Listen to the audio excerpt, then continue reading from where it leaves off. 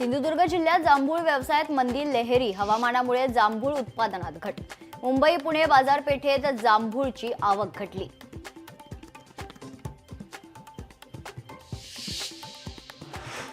बीडमध्ये पाणी पुरवठा करणारी जलवाहिनी गंजली। 32 दिवसांपासून बीड शहराचा पाणी पुरवठा खंडित। आमदार संदीप क्षीरसागर घटनास्थळी दाखल, तर 8 दिवसाला पाणी पुरवठा होणार, आमदार क्षीरसागर यांचा दावा।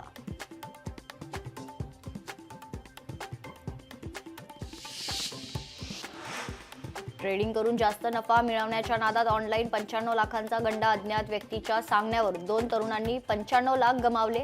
या प्रकरणी नवी मुंबईच्या सायबर पोलीस ठाण्यात गुन्हा दाखल।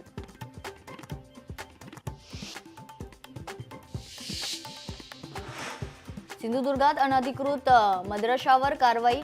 दोडामार्गच्या साटेली भेडशी भागातील घटना। पोलिसांकडून अवैध हत्यारे जप्त, तर कारवाईत 2 संशयितांना पोलिसांनी ताब्यात घेतले।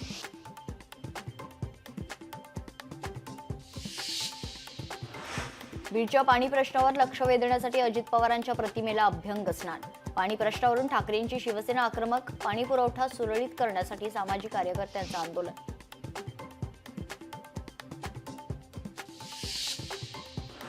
नवी मुंबईच्या उरण मोरा रोडवरील गॅलेक्सी अपार्टमेंटमध्ये धक्कादायक प्रकार। अर्धनग्न व्यक्तीची रेकी, महिलांमध्ये खरं तर भीतीचं वातावरण आहे। रहिवाशांमध्ये संताप, पोलिसांनी कारवाईची मागणी केली आहे।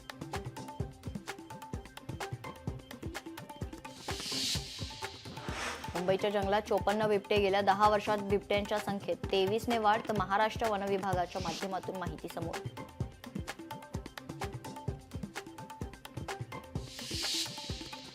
सावत्र भावानेच केला नववर्षाच्या बहिणीवर अत्याचार। पुण्यातील कोंढवा परिसरातील धक्कादायक प्रकार। या प्रकरणात आरोपी भावाविरोधात गुन्हा दाखल।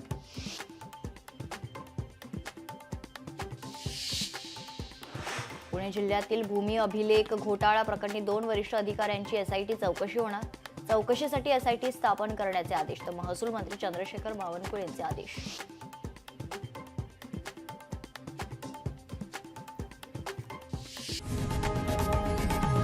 लोकशाही मराठी ऐका, पहा, जागरूक रहा।